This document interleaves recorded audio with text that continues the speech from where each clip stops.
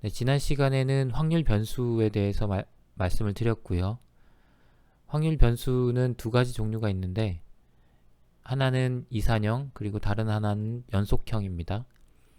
확률 변수는 확률 분포를 가지고 있다고 했죠. 아직 값이 들어가 있지 않지만 어떤 값도 들어갈 수 있는 확률, 그 확률들의 모음이 확률 분포입니다. 그 분포를 나타내는 식이 이산형에서는 PMF, 연속형에서는 PDF, density 그리고 mass입니다. 질량. 그 이 함수들을 알고 있으면 우리가 평균, 요약값을 알 수 있다고 했죠. 평균이나 분산. 그리고 이런 확률 변수 개념과 함께 샘플링 개념도 말씀을 드렸습니다. IID라고 하는 건데요. 표본을 어떤 모집단으로 부터 뽑을 때 그 뽑는 그 행위 자체가 서로 독립되어 있어야 된다. 뽑고 난 후에 어떤 분포가 변하면 안 된다라는 개념이고요. 오늘은 그 샘플링 디스트리뷰션이라고 하는 것을 알아보겠습니다.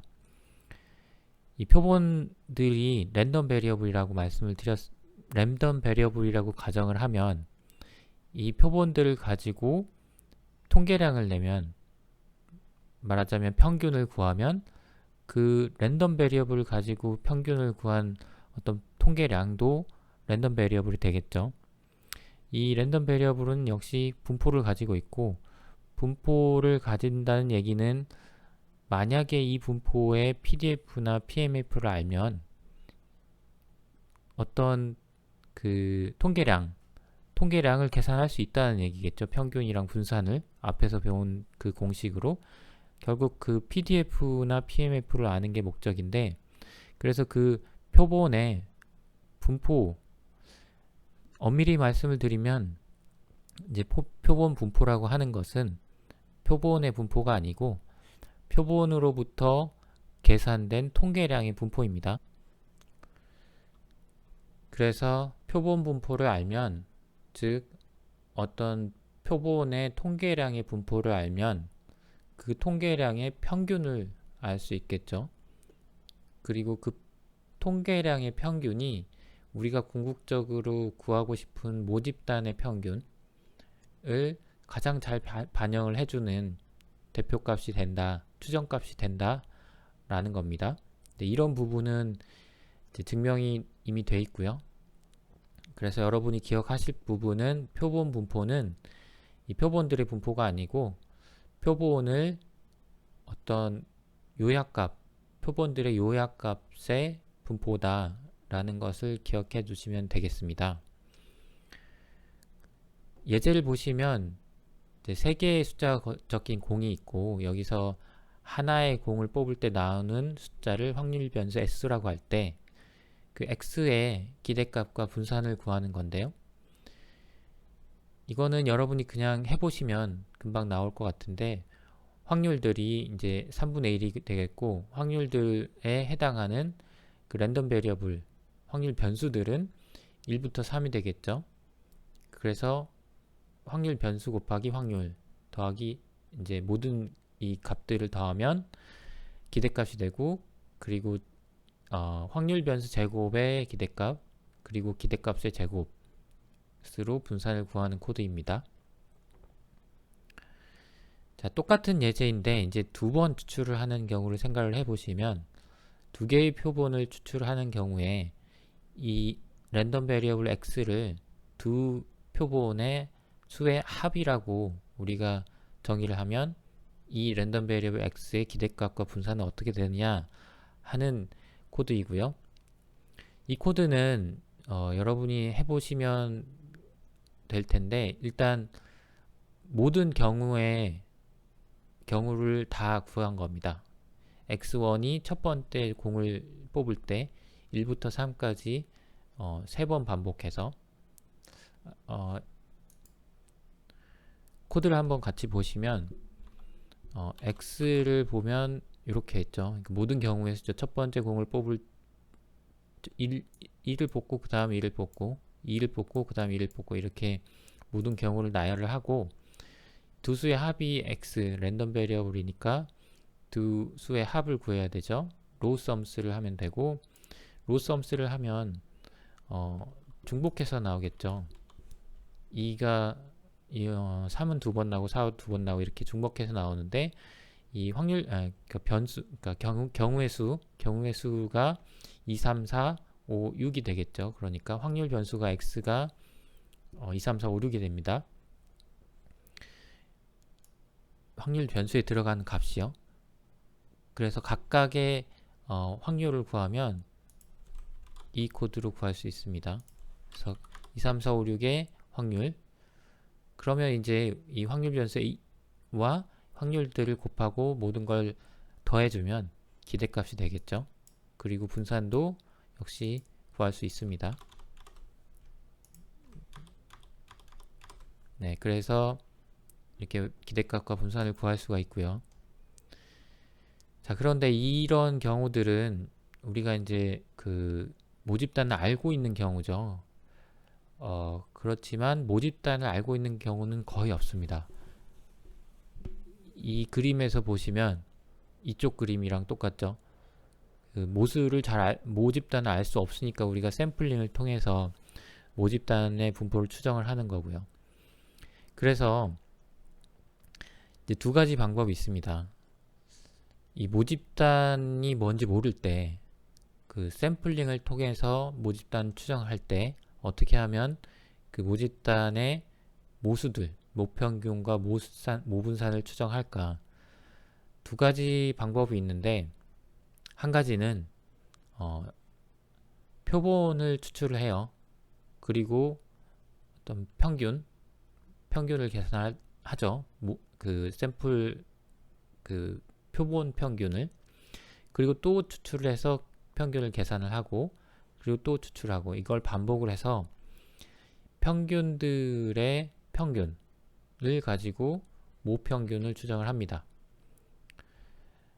그런데 이런 경우는 이제 현실적으로 거의 불가능할 수 있죠. 비용 문제도 그렇고 이 샘플링을 할 때 IID로 그 규모가 모집단이 큰 경우에는 IID로 하는 것도 문제고 그래서 이게 현실적으로는 좀 어렵습니다. 첫 번째 방법은.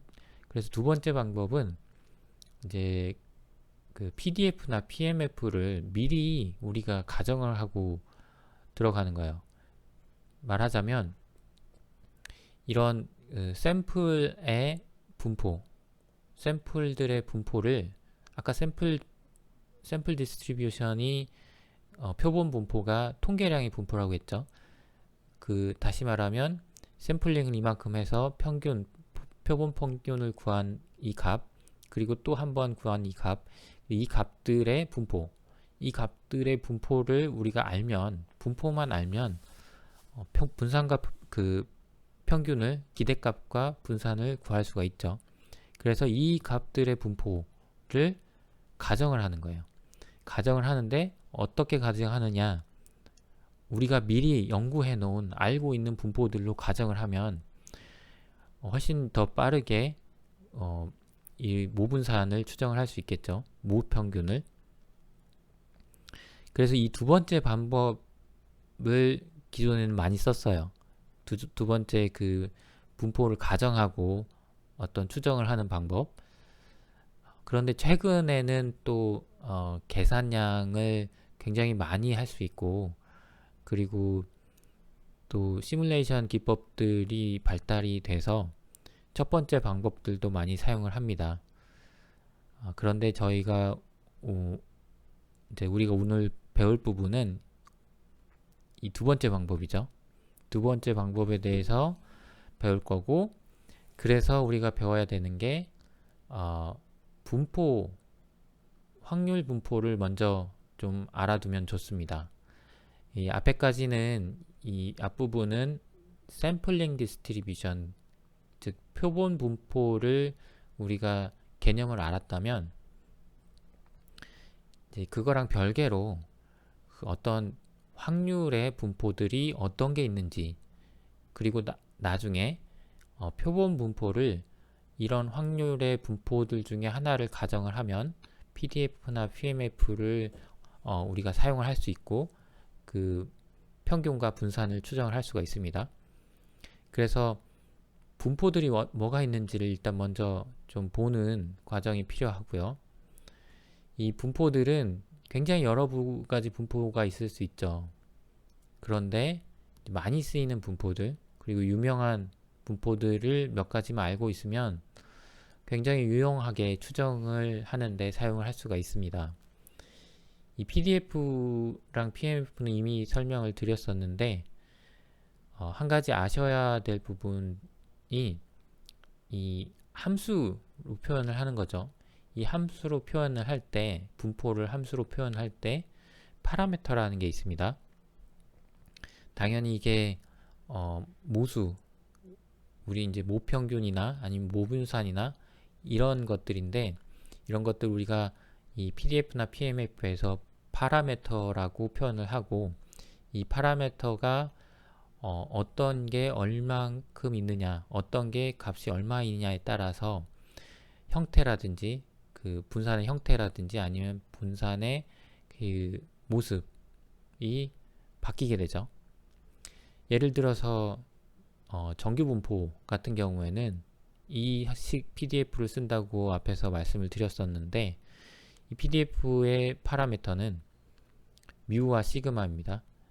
즉, 이 PDF는 정규 분포를 나타내는 PDF 함수이고, 정규 분포는 우리가 대표값이 평균이 있고 분산이 있고 몇 가지가 더 있었죠. 근데 이런 평균이나 분산들에 따라서 이 그 분포가 평균 정규 분포가 위치가 달라지고 아니면 모양이 달라지게 되겠죠. 여기서 알아두실 거는 이 PDF나 PMF의 파라미터에 따라서 형태나 그 분포가 달라진다. 분포의 종류가 달라진다 라고 기억을 해 두시면 좋고, 우리가 배울 확률 분포는 크게 두 가지가 있죠. 이산형일 경우와 연속형일 경우. 그런데 이산형일 경우를 먼저 보겠습니다. 저희가 우리가 이 분포들을 다 디테일하게 볼 건 아니고 기억하실 부분은 이런 분포들이 있다.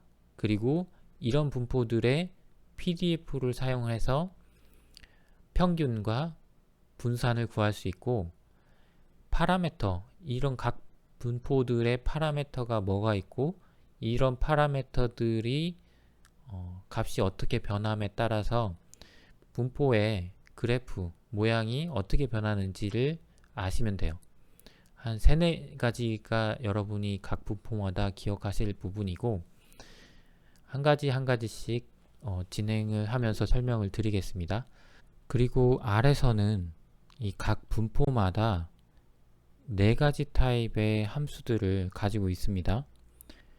4가지 타입이, 하나는 density, 또 하나는 cumulative, 즉 누적 확률이죠. 그리고 또 하나는 quantile, 마지막으로 R은 랜덤입니다. 그래서 그 표준 정규 분포 같은 경우에는 정규 분포 같은 경우에는 dnom, pnom, qnom, rnom 이렇게 4가지 함수들, 이 유니폼이나 다른 그 분포들이 거의 대부분 다 이 4가지 함수를 제공을 하고 있어요. 그래서 우리가 PDF를 굳이 우리가 앞에서 이 정규 분포식을 구현하지 않고 그 PDF 그 정규 분포의 density를 알고 싶다. 그럼 dnom을 쓰면 되는 겁니다. 먼저 그 베르니 분포인데요. 자, 베르니 분포 어디는 이제 랜덤 베리어블이라고 써놓고 분포라고 써놨는데 분포라고 보시면 됩니다. 베르니 분포에서는 베르니 분포는 확률 변수 x가 2가지 값만을 갖는 그런 분포예요. 그래서 x가 1일 때 만약에 1이 success라고 하면 성공할 확률 p, 그리고 실패할 확률은 1-p가 되죠. 그러니까 p만 알면 베르니 분포는 다 설명을 하는 겁니다. 그래서 파라미터가 p가 되고 PMF는 그냥 p입니다. 그리고 베르누이 확률 변수에 IID 샘플을 가리켜서 베르누이 실행이라고 합니다. 즉 베르누이 시행이라고 하면 그 베르누이, 그러니까 성공 아니면 실패인 경우의 사건을 말하는 거예요. 그래서 이걸 2번 하면, 예를 들어서 동전 던지기다.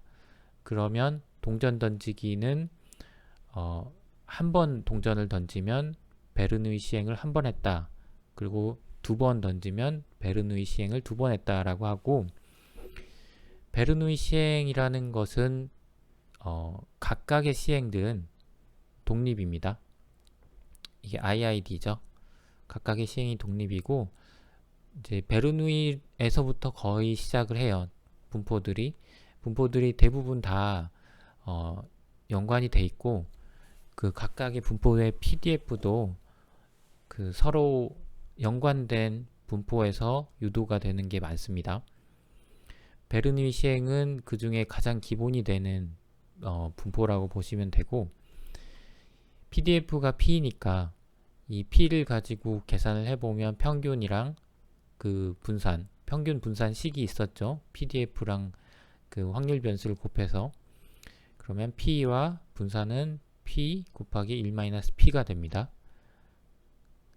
그리고 이 코드 같은 경우에는 베르누이 시행을 10번을 시행을 하는 코드입니다. 성공 확률이 4분의 1이고 10번을 샘플이라는 그 함수를 써서 10번을 시행을 하는 거죠. 다음은 그 바이노미얼 분포. 그 바이노미얼 분포는 이항 분포죠. 이항 분포는 베르누이 시행을 n번을 했을 때 그 중에 성공의 개수가 확률 변수가 되고, 그 확률 변수의 분포가 이항 분포입니다. 그래서 여기에서 파라미터는 n번의 시행을 하고 그 n번 중에 몇 개가 성공이 되었느냐라는 그 비율, 성공 확률 P를 가지고 우리가 파라미터로 사용을 할 수가 있고, 표현은 이 바이노미얼 가로 열고 NP 또는 B 가로 열고 NP 이렇게 표현을 합니다. 그래서 그 어떤 X가 분포를 따른다고 할 때 X 틸다 B 가로 열고 NP 이렇게 하면 이 X는 바이노미얼 분포를 따른다 라는 표시고요. n번의 시행을 했으니까 이제 가능한 경우의 수가 n번 중에 성공의 개수겠죠. x가 성공의 개수를 나타내잖아요. 그래서 x의 가능한 경우의 수는 한 번도 성공을 안 했거나 모두 다 성공했거나 이 0부터 n까지가 되고, 이 가능한 경우의 수를 가지고 우리가 x의 PDF를 구해보면 이렇게 됩니다. n번을 시행을 하는데 k번만큼 성공을 한 거예요. 근데 n개 중에 k번만큼 성공할 그 조합이 여러 가지가 있겠죠. 그게 n 컴비네이션 k개만큼 있고, 그 성공의 경우 k, 그리고 k가 이제 성공이니까 p의 k승이죠. 그리고 나머지는 실패니까 n에서 k를 빼준 것만큼 곱해서 이 곱한 값이 바로 그 PDF가 됩니다. 물론 이제 베르니 시행을 가지고 이 식을 유도를 할 수도 있는데, 그 이제 의미를 해석을 하자면 방금처럼 해석을 하시면 되고, 이렇게 PDF가 나온 걸 가지고 우리가 평균이랑 분산을 구해보면 역시 유도를 쭉 해보면 평균은 NP, 그러니까 시행할 경우의 수와 성공 확률을 곱해준 거고, 분산은 NPQ, Q는 1-P입니다. 네, 이렇게 나오고, 예제를 한번 보시면 동전을 10번을 던지죠. 10번을 던져가지고 랜덤 베리어블 x를 앞면이 나오는 경우의 개수라고 하면, 이것은 이항 분포죠. 그래서 바이노미얼 n은 10이고 이제 성공 확률이 동전이 공평하다면 2분의 1이겠죠. 그래서 이런 분포를 우리가 정의할 수가 있습니다. 이 예제에서는 이때 x가 5일 때의 값, 이 얘기는 10번을 던져서 5번이 성공일 확률인 거죠. 이 확률은 PMF, 즉 이 PMF를 풀면 되겠죠. K 대신에 5를 대입하면 되고요. 실제로 풀어보면 이제 이 값이 나올 거고,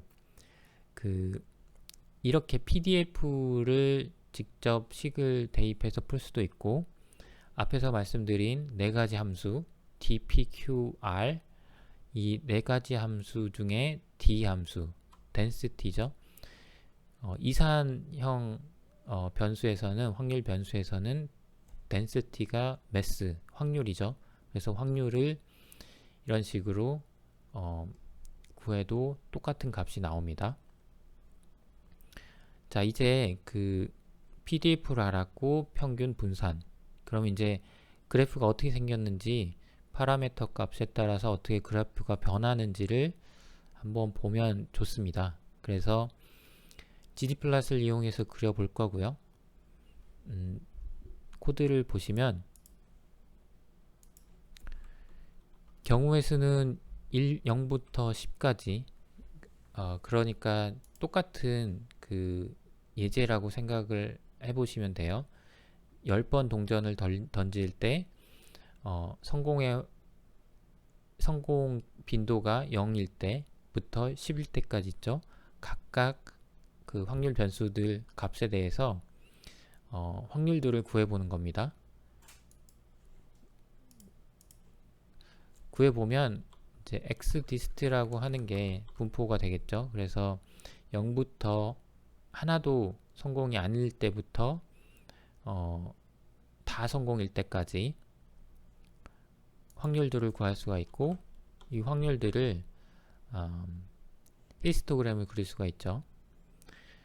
이렇게 쉽게 히스토그램을 그릴 수 있고, 데이터이고, 데이터 프레임으로 바꿔줬죠. 데이터이고, 그리고 매핑, x축에는 x를 놓고 y축에는 확률을 넣는다. 그리고 확률 값이 계산이 돼서 그대로 찍어주면 되기 때문에 y는 그냥 그 값 그대로 아이덴티티라고 해서 ggplot을 그려주시면 되고, 이 밑에 코드는, 지금 위에 코드는 PDF로 정확하게 확률을 계산한 거고요. 각 경우의 수마다. 밑에 경우에는 샘플링을 하는 겁니다. 그래서 샘플링을 할 때 이제 바이노미알의 R 펑션을 쓰면 되고 1000개를 샘플링을 하는 겁니다. 그래서 히스토그램 ggplot으로 그려보면, ggplot으로 그릴 때 여기도 역시 데이터는 데이터 프레임으로 바꿔주고 x만 매핑을 했어요.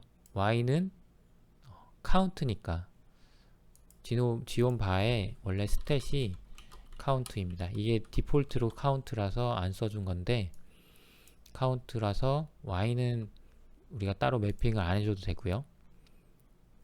네, 그런데 약간 다르죠. 이 균형, 시메트릭이 아니에요. 이게 이제 위에서는 정확하게 확률들을 계산을 한 거고, 여기에서는 1000개를 샘플링을 해서 그걸 가지고 히스토그램을 그린 거라 유사하긴 하지만 정확하게 그 값은 대칭은 아닙니다. 교재에는 나와 있지 않지만 제가 이 파라미터 값이 바뀜에 따라서 그 그래프의 모양이 어떻게 바뀌는지를 보면 좋다고 말씀을 드렸는데, 그 부분 관련해서 코드를 하나를 보여드리면, 이렇게 n1, 그러니까 n이 20번, 그리고 성공 확률은 0.5일 때 데이터를 만듭니다. 그 x는 성공 경우의 수는 0부터 n1까지가 되겠고, 그리고 그 density는 d 바이놈을 쓰면 되겠죠. 그래서 데이터 프레임으로 만들어주고, 또 하나의 데이터 프레임을 이제 n 수를 늘려서 40으로 늘려서 또 하나를 만들어줍니다. 그러면 데이터가 두 개가 되겠죠. 자, 여기서 여러분이 이제 기존에 했던 ggplot이랑 약간 다른데, 뒤에 거를 보시면 데이터를 두 개를 동시에 썼습니다. 말하자면 ggplot을 그릴 때 다른 데이터를 쓸 수도 있다는 얘기입니다. ggplot 함수를 쓰고 여기다 데이터 쓰고 AES로 매핑을 했는데, 그렇게 하지 않고 geom 함수에다가 데이터와 그 매핑 함수를 같이 쓰되 다른 데이터와 다른 매핑을 쓰게 되면은 한 그래프에 두 개의 데이터를 그릴 수가 있습니다.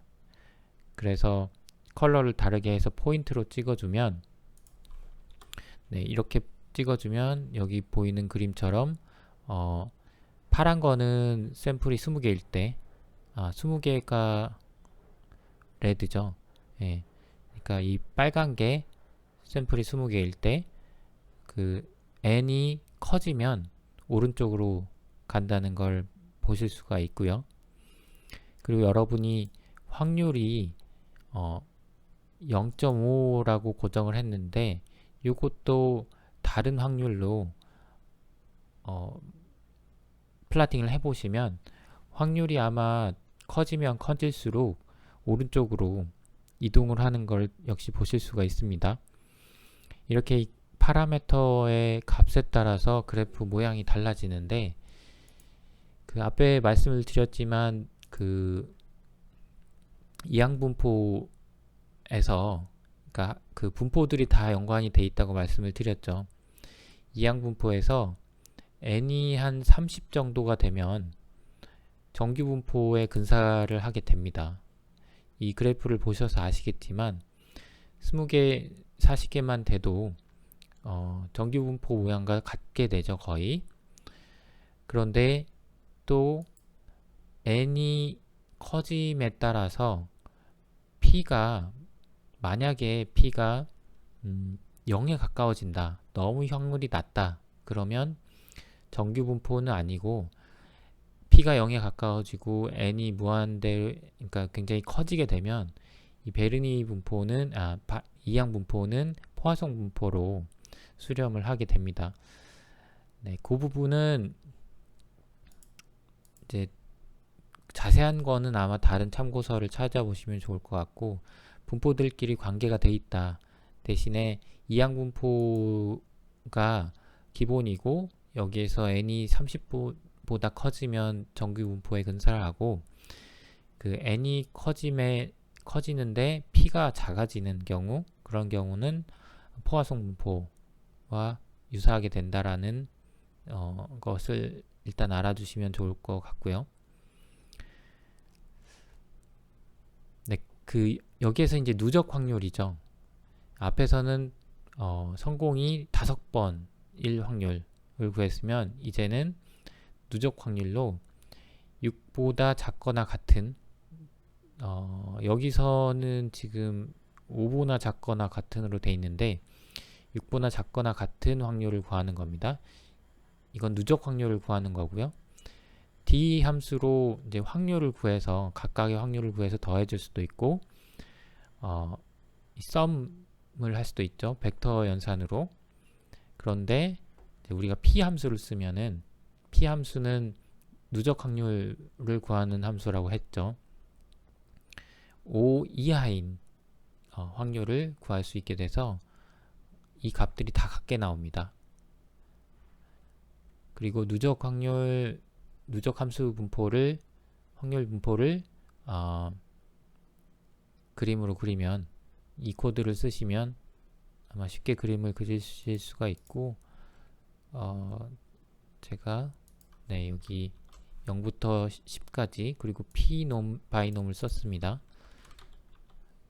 그래서 그려주시면 이렇게 1에 수렴해가는 누적 확률 그래프를 그리실 수가 있습니다. 다음은 정규 분포인데요. 정규 분포는 앞에 이항 분포에서 말씀드렸듯이 이항 분포의 n이 30 이상 충분히 크면 정규 분포로 근사를 하게 되고, 이 정규 분포는 아시겠지만 종 모양입니다.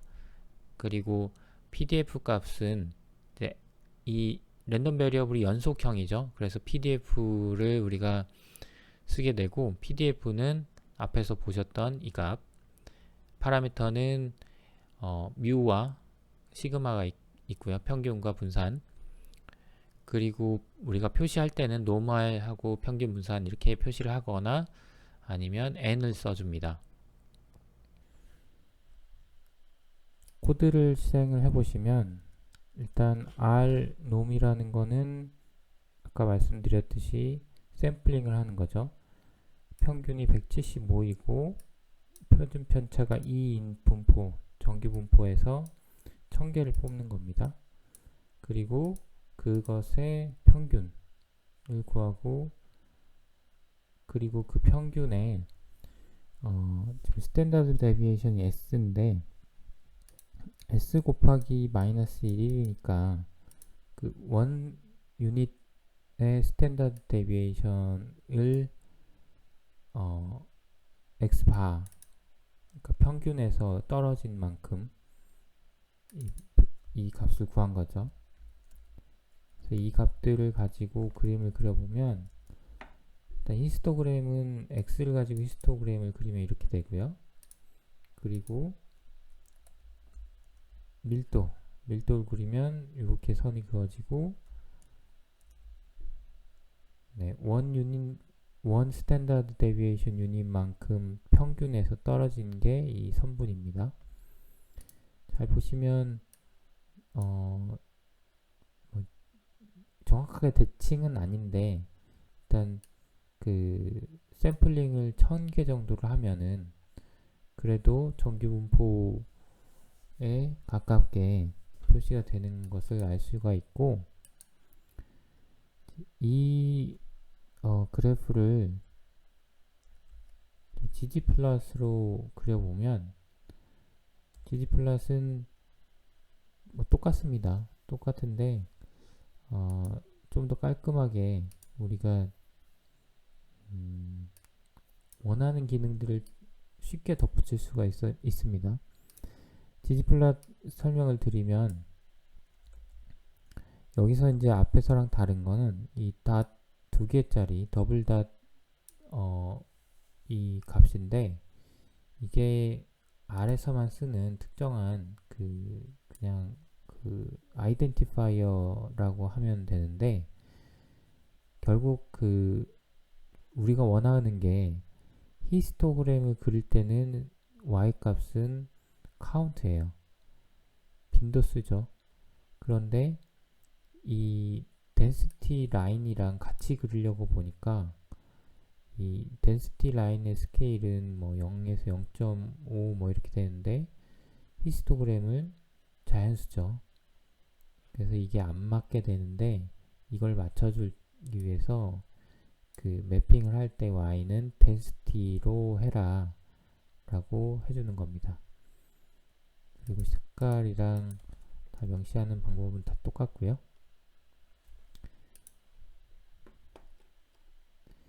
그리고 이제 두 개의 노멀 분포를 겹쳐서 그리는 그런 코드인데요. 하나는 평균이 0이고 표준 편차가 1인 그런 분포이고, 다른 하나는 평균이 4이고 표준 편차가 0.5인 분포입니다. 제가 일부러 일단 y를 이렇게 평균을 잡았고 그 x의 범위는 이 적당히 제가 이 평균이랑 분산 값을 보고 적당히 잡은 거고요. 각각을 그려보면 평균 0 그리고 평균이 4이고 표준 편차는 더 뾰족하죠. 그러니까 더 작으니까 이 두 가지의 그 정규 분포를 하나의 플랫에 한번 그려보겠습니다. 여기서 여러분이 이제 기억을 하실 게 뭐냐면 gg플롯을 그릴 때 매핑을 두 번을 쓰는 점이에요.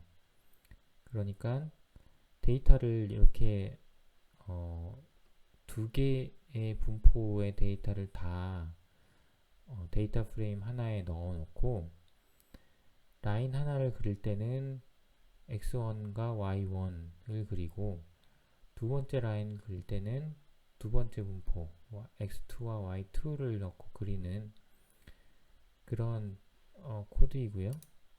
실행을 해보시면 데이터 프레임을 저장을 하고 라인을 두 개를 그리는데 하나는 x1과 y1 그리고 다른 하나는 x2와 y1 각각을 이 매핑을 따로따로 해주는 그런 경우입니다.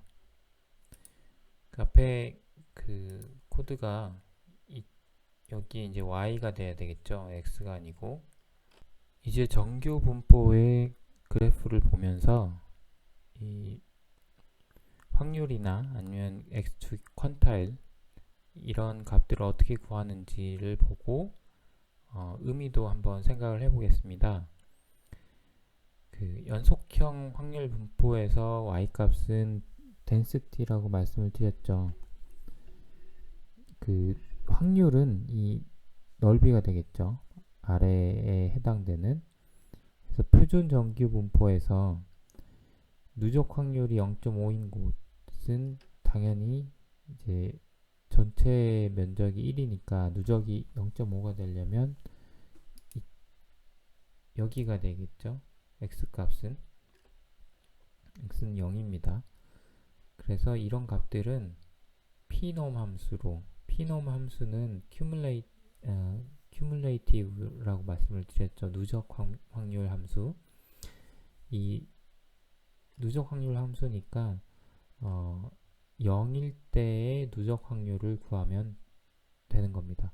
이 코드로 코드를 한번 보시면 아시겠지만 이 중간에 두 번째 있는 매개 변수는 평균 그리고 마지막은 표준 편차입니다. 그리고 첫 번째 매개 변수가 x값이에요. 해당 x값의 누적 확률 분포를 구하는 거죠. 이제 이 pnom의 역함수가 이제 qnom인데 qnom은 반대죠. 그래서 0.5가 되는 확률이 되는 곳에 x값을 구하는 겁니다. 역시 두 번째는 평균이고 세 번째는 그 표준 편차고요. 그래서 qnom과 pnom을 같이 사용을 해서 이 확률과 퀀타일을 구할 수가 있습니다. 그렇다면 이제 IQR 구간, IQR 값을 구할 때도 쓸 수가 있겠죠. 당연히 IQR은 3, 4분위수랑 1, 4분위수죠. 1, 4분위수일 경우에는 이제 이 확률이 25% 그리고 3, 4분위수의 경우는 확률이 75%예요. 그래서 이 구간의 x값을 구할 때는 qnom을 쓰면 되겠죠. x값을 구하니까. 그런데 여기에 지금 두 번째, 세 번째 파라미터가 생략되어 있는데 이런 거는 헬프를 보시면 아시겠지만 이제 표준 정규 분포가 디폴트로 되어 있습니다. 그래서 이 두 개의 값을 넣어주면 이 25%에 해당하는 x값, 75%에 해당하는 x값이 리턴이 됩니다. 그리고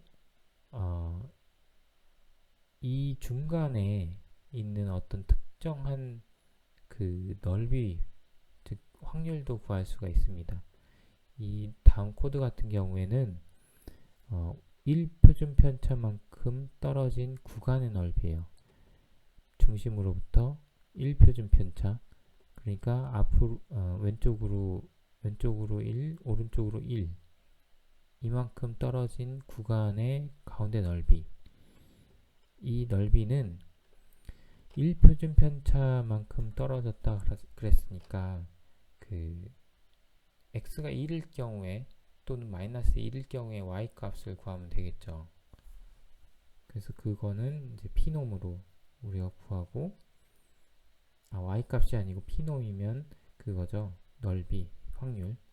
그래서 1일 때의 누적 확률, 요 검은 거 면적이 되고, 마이너스 1일 때의 누적 확률은 여기 안 그려져 있지만 여기서 여기까지의 누적 확률이 되겠죠.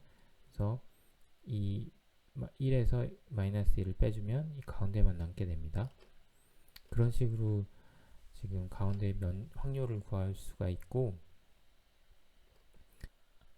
아마 오늘 숙제가 이것을 쓰는 건데, 엑서사이즈 여기에 나온 예제랑 같이 해서 숙제를 한번 풀어보시면 될 것 같고요.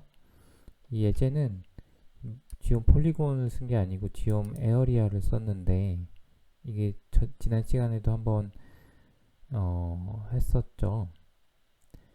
이 표준 정비분포에서 누적 확률이 0.95가 되는 곳에 x값을 구하고 그래프를 그린 후에 해당 영역을 색칠하는 겁니다. 아마 지난 시간에 좀 했을 텐데 쭉 한번 코드를 실행을 해 보겠습니다.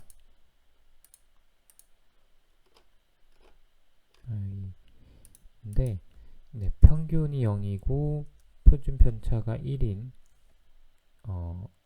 거기에서 x값들을 마이너스 5에서 5까지 잡았고요. y값들은 density normal, 즉 PDF죠. PDF y값을 구하는 겁니다. 그런데 y값을 구할 때 x값은 x1이고, 그리고 평균은 무, 그 다음에 시그마. 이런 분포에서 density를 구한다 라고 해서 y값을 구했고요. y값을 구한 후에 이제 데이터 프레임으로 저장을 하고 0.95에 해당하는 위치를 알아야 되니까 qnom을 쓰면 되겠죠. 퀀타일을 찾아야 되니까 똑같이 평균은 뮤이고 표준 편차는 시그마. 이때 이걸 실행을 하면은 이제 y발은 0.95일 때 x값이 나오겠죠. 그래프는 역시 이제 gg플롯을 사용을 했고, 라인을 하나 그리고 일단 그려놓고 한번 보시면 이런 식으로 라인을 하나 그리고 H라인은 이제 이 호리전탈한 방향으로 라인 하나를 그리는 건데, 인터셉트, y 인터셉트니까 y 값이 0인, 그러니까 이 선을 하나 그려준 겁니다. 그리고 에어리아, 지옴 에어리아는 전에 배웠지만 이 필터 함수랑 같이 써가지고 지금 원래 데이터, 이 DAT라는 데이터 셋에서 조건을 주세요. 그러면 x1이 지금 마이너스 5보다 크고 x8보다 작은 그런 구간, 여기겠죠. 이 구간만 데이터를 따로 만들어 가지고 에어리아를 해라. 그래서 이렇게 검은 구간이 칠해진 거고요. 이제 V 라인은 이제 버티컬 라인이라 요 부분을 칠했겠죠. 인터셉트는 제로이고 컬러는 화이트로. 그리고 이제 라벨까지 붙여줘서 이렇게 그린 겁니다. 그리고 이제 몇 가지 옵션을 줬는데 이 옵션들이 다른 게 아니고 그 화살표라든지 아니면 색깔, 그리고 요 지금 방금 데이터셋 만든 거는 그 이렇게 X축과 Y축을 직사각형으로 만드는 그 좌표를 만들어 준 겁니다. 좌표를 만들어 줘서 실행을 해보시면 누르면 이렇게 선이 그려졌죠. 그리고 어노테이트로 필요한 글씨를 붙여 볼 겁니다. P에다 저장을 하고 있기 때문에 P를 한번 출력을 해줘야, 이 꼭지점 같은 경우에는 X는 1이고 Y density는 0.24 이렇게 알 수가 있고요. 그리고 라벨까지 최종적으로 이거는 P를 저장을 안 했네요. P 더하기만 해서 이거 같은 경우에는 화살표도 그렸고 그리고 라벨도 다 바꿔줬고 위치에 이제 텍스트도 붙이는 그런 예제이고요. 정규 분포의 마지막 예제를 보시면 대한민국 성인 남성의 평균 키가 175cm이고 표준 편차는 3.5, 표준 편차를 10으로 했는데 10이라고 하면 180cm보다 큰 사람의 비율, 이런 질문은 우리가 일반적으로 의문을 가질 수 있죠. 이런 경우에 어떻게 180보다 큰 사람의 비율을 우리가 계산할지를 보시면, 당연히 이제 그 분포를 가지고 해야 되는 거고, PDF를 가지고 그림을 그려보면, 앞에 그려놓은 그림이 있다고 치면 이 중간이 175겠죠. 그리고 이 아래 면적이 1. 그래서 우리가 알고 싶은 질문은 180이 이 근처에 있다 치면 180보다 큰 사람들, 이 사람들이 얼마만큼 있냐, 이 부분의 넓이가 되겠죠. 이 부분의 넓이인데 우리가 cumulative 함수를 쓰면, CDF를 쓰면 이 아래 부분의 넓이가 나오죠. 왼쪽 부분. 그래서 1에서 이 왼쪽 부분을 빼주면 우리가 원하는 부분이 나오게 됩니다. 코드를 그래서 이제 pnom이 cumulative density function의 이제 함수 값을 구해주는 거고요. 180보다 밑에 왼쪽에 있는 면적을 구해주는 거고, 근데 그 그래프가 평균이 뮤이고 스탠다드 데비에이션이 시그마인, 이 식으로 간단하게 우리가 180보다 큰 사람의 비율을 얻을 수 있죠. 이렇게 쉽게 얻을 수 있는 이유는 분포를 가정했기 때문에, 정규 분포로 가정했기 때문이죠. 이 밑에 있는 코드는 이 분포에서 평균이 75이고 표준 편차가 10인 분포에서 10,000명을 뽑는 겁니다. 10,000명을 뽑고 나서 실제로 그 중에 180이 넘어가는 사람들의 수를 세고 나눠준 거예요. 이렇게 되면 앞에서 우리가 계산했던 값과 비슷하게 나와야겠죠. 한번 코드를 보면 180 이상인 사람들이 한 30% 정도 된다라고 나오고, 우리가 10,000명을 뽑았을 때 31%가 나오죠. 그런데 샘플을 좀 적게 하면 이게 차이가 그렇게 작게 나지 않습니다. 작게 나는데 33, 32, 샘플을 크게 할수록 더 정확해지겠죠. 네, 더 정확해지죠. 네, 그 다음 분포는 이제 균등 분포입니다. 균등 분포는 연속형 랜덤 베리어블에서 사용할 수 있는 분포이고요.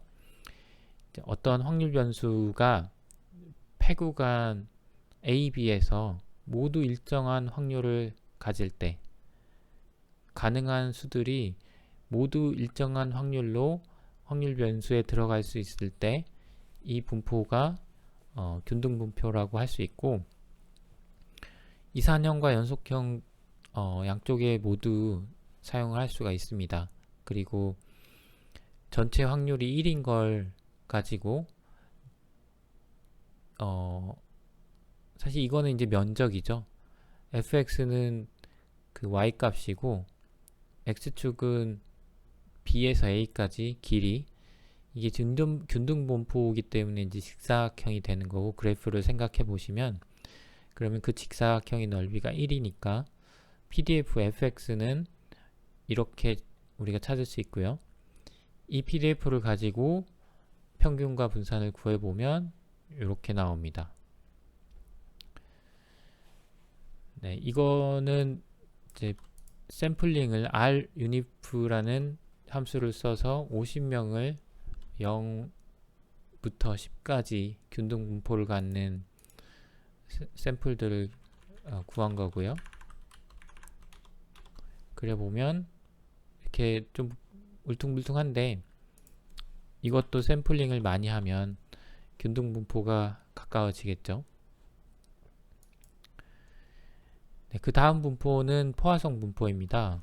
포화성 분포는 이제 앞에서 말씀드린 그 이산 확률 분포, 이항 분포, 이항 분포에 n이 무한대로 가고 p가 0에 가까워지면 포화성 분포와 가까워지는 포화성 분포로 수렴하는, 원래 포화성 분포를 만들 때 이런 경우에 이항 분포는 정기 분포도 아니고 좀 다른 분포를 가진다, 그래서 만들어 놓은 거죠.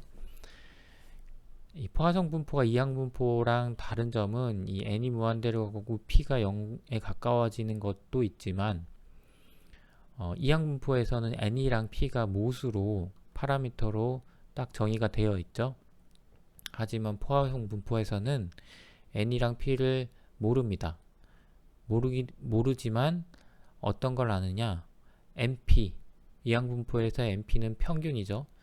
평균 그 성공한 빈도수, 이것만 압니다. 그러니까 이 세 가지, P가 0에 가깝고 N이 많이 크고, 그렇지만 NP는 알고 N과 P는 모르고, 이때 쓰는 게 이제 포화성 분포이고, 포화성 분포의 파라미터는 그래서 NP, 이거 하나만 알고 있으니까 NP이고요. NP를 람다라고 우리가 정의를 하고 있습니다. 그 람다의 해석은 어떤 단위 시간이 중요합니다. 단위 시간 동안 어떤 사건이 일어날 횟수에 대한 기대값이에요. 만약 람다가 예를 들어서 이제 한 페이지를 읽을 동안 시간이 있죠. 한 페이지가 기준이에요. 그동안 옵타의 개수가 람다입니다. 그리고 1시간 동안 어떤 서비스를 받기 위해 도착한 고객의 수, 1시간 동안, 그래서 이게 단위 시간이 되고, 이 단위 시간 동안의 어떤 빈도수, 이게 람다가 되겠고요. PDF는 이항 분포에서부터 유도를 할 수가 있습니다. 이 PDF가 아니 PMF죠. 이 이산 확률 변수이기 때문에 PMF이고, 그 PMF 값은 함수는 이렇게 정의가 됩니다. 그래서 파라미터는 람다가 이 해석이 그 단위 시간 동안 일어날 횟수가 이렇게 될 때 n번 일어날 확률, 이렇게 이 식을 해석하시면 됩니다. 그리고 포화성 분포의 평균하고 분산은 계산을 해보시면 이제 모두 다 람다가 되고요. 그리고 네, 예제로 만약에 1년 동안 돌연변이 바이러스가 나타난 평균 횟수가 한 종이 돌연변이가 나타나는 걸로 이제 관측이 되는 거죠. 지난 몇 년 동안 뭐 1년에 한 건씩 발생이 된다라고 이제 우리가 가정을 하는 겁니다. 그러면 1년 동안 3개의 변종이 나타날 확률을 구하면 이렇게 되겠죠. 이산 확률이니까 D가 확률입니다. 그래서 D인데 이 뒤에 있는 파라미터가 람다예요. 그리고 앞에 있는 게 x죠. n이죠. 3번.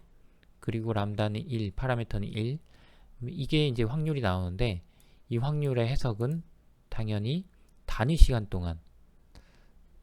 여기는 1년이었어요. 다행히 질문도 1년이지만 이제 단위 시간 동안 나타날 확률로 해석을 해야 됩니다.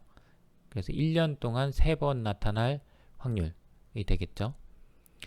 이게 이제 밑에 있는 코드는 이제 R 펑션이니까 랜덤하게 100번을 시행을 하는 겁니다. 100번을 람다가 1일 때 과연 몇 번의 그 바이러스 변종이 나타나는지를 100번을 본 거죠. 이게 그러면 뭐 1 근처로 쭉 나타날 겁니다. 포화성 분포는 이렇게 이해를 하시면 되고, 아마 그 람다에 따라서 어떤 그 그림이 그려지는지는 여러분이 아마 그 위키 같은 데 보시면 되는데, 일단 지금 한번 볼까요? 네. 이게 이제 위키 페이지인데 보시면 람다에 따라서 확률진 PMF가 람다가 작으면 왼쪽으로 스큐 돼 있죠. 그러면서 람다가 커지면 이렇게 가운데로 점점, 이 람다는 이제 일어날 횟수라고 보시면 되고, 일어날 횟수가 많아질수록 이 PDF 값이 종 모양에 가까워지는, 결국은 아까 말씀드린 P 값이 0에 가까워지면 정규 분포가 아니다, 정규 분포로 수렴하지 않는다라고 했죠. 그 이항 분포에서 파라미터 P가. 근데 P 값이 커진다는 얘기는 어떤 사건이 일어날 그 빈도수가 많아진다는 거고, 빈도수가 많아지면 이렇게 정규 분포와 가까운 모양을 가지게 된다는 겁니다. 그리고 이제 다음 보실 게 지수 함수인데요. 지수 분포는 이 포화성 분포와 밀접하게 관련이 있습니다. 포화성 분포의 사건이 일어나는 그 간격 사이 그 대기 시간이 지수 분포입니다. 그래서 만약 일정 시간 동안 발생하는 사건의 횟수가 포화성 분포일 때, 즉 n은 많이 크고 확률이 굉장히 작은 분포일 때, 이 사건들 사이의 대기 시간이 지수 분포인 거죠. PDF는 포화성 분포 역시 이항 분포에서 부터 시작해서 포화성 분포로 해서 그 유도를 할 수가 있고요. 그 당연히 이제 x는 대기 시간이니까 다 0보다 크겠죠. 람다의 의미는 포화성 분포에서 같고, 그리고 이 PDF를 가지고 평균과 분산을 구해보면 평균은 람다분의 1, 분산도 람다분의 1이 됩니다. 이 앞에 예제에서 이제 그 1년 동안 평균 한 번의 변종이 나타났다고 그랬죠. 그런데 이제 우리가 이런 질문을 할 수도 있죠. 만약에 저런 분포를 가지는 이제 빈도수로 바이러스가 나타난다고 했을 때 앞으로 1개월 안에 또 다른 바이러스 변이가 나타날 확률을 알고 싶죠. 알고 싶을 수 있습니다. 그럴 때 우리가 지수 분포를 사용을 해서 계산을 할 수가 있습니다. 그래서 이 확률을 구하려면 이 지수함수의 람다를 1로 하고 인테그레이션을 구하면 됩니다. 그런데 지수함수의 람다를 1로 한다는 것은 앞에서 단위 시간을 1년으로 한다는 거고, 단위 시간이 1년이라는 것은 1개월이면 1년에 12분의 1이니까 우리가 궁극적으로 구하는 확률은 이런 식으로 0보다 크고 12분의 1보다 작은 시간 동안 뭔가 일어날 확률은 인테그레이션 0부터 12분의 1까지 그리고 PDF 이렇게 해서 구하시면 되고, 그 확률이죠. 그 PDF 확률은 연속 확률 변수에서는 p 함수를 쓰면 되죠. 그리고 익스포넨셜은 exp라는 점미어가 붙습니다. 그래서 pxp라는 그 함수를 쓰시면 이 확률을 구할 수가 있습니다. 그리고 참고로 지수함수는 유일하게 분포들 중에 유일하게 이 메모리리스 프로퍼티를 가지고 있습니다. 그래서 지금까지 t 시간 동안 어떤 사건이 일어나길 기다리고 있었는데 앞으로 어떤 사건이 일어날 때까지에 걸리는 시간의 분포가 지금까지 t 시간 동안 기다린 거랑 상관없이 앞으로 일어날 언제 기다렸건 간에 상관없이 같다는 거예요. 이게 이제 메모리 리스라고 해서 기존에 기다렸던 시간은 이제 기억하지 않는다 라는 의미고요. 이런 특성 때문에 어떤 이런 시간을 추정하는데 사용할 수가 있습니다. 이제 마지막으로 샘플링 디스트리뷰션. 오늘 처음 시작할 때 샘플링 디스트리뷰션은 통계량의 분포라고 말씀을 드렸죠.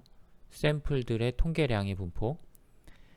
그런데 오늘 주로 말씀드린 거는 확률 분포를 말씀드린 거고요. 그 통계량의 분포가 이런 확률 분포들 중에 하나가 될 수가 있어요. 그런데 이 통계량, 그러니까 샘플 표본 분포는 대표적으로는 이제 평균이 되겠고, 평균의 분포, 그리고 t 분포나 f 분포, 카이스퀘어 이런 것들이 다 통계량이죠. 통계량이니까 이런 것들도 분포를 가지고 있고, 이런 분포들은 뒤에 가서 이제 검정을 할 때 우리가 계산한 값이랑 t 값이랑 실제로 분포 값이랑 비교를 해서 얼마나 유의하게 나왔는지 비교를 할 때 사용을 합니다. 뒤에 가서 설명을 드리고, 오늘 강의는 이제 문제를 소개를 해드리고 마치도록 하겠습니다. 앞에 정규분포 그래프를 몇 개 그렸었고, 그리고 IQR 구간을 구하는 방법도 말씀을 드렸죠. Q놈이나 P놈 가지고 그 방법으로 그래프를 그리는 건데, 앞에 있는 예제들을 잘 보시면 막 푸실 수가 있을 것 같고, 그리고 이 두 개의 문제는 앞에 예제 그 바이러스 문제랑 비슷합니다. 그래서 12시간 동안 A라는 음식점에 방문한 손님이 평균 10명이라고 할 때, 이 식당에 이제 12시간 동안에 20명이 방문할 확률 코드는 어떻게 할지, 그리고 이 식당에서 1시간 안에 손님이 어떤 손님이든 1시간 안에 방문할 확률 계산할 수가 있죠. 포화성 분포와 지수 분포를 같이 쓰면 됩니다.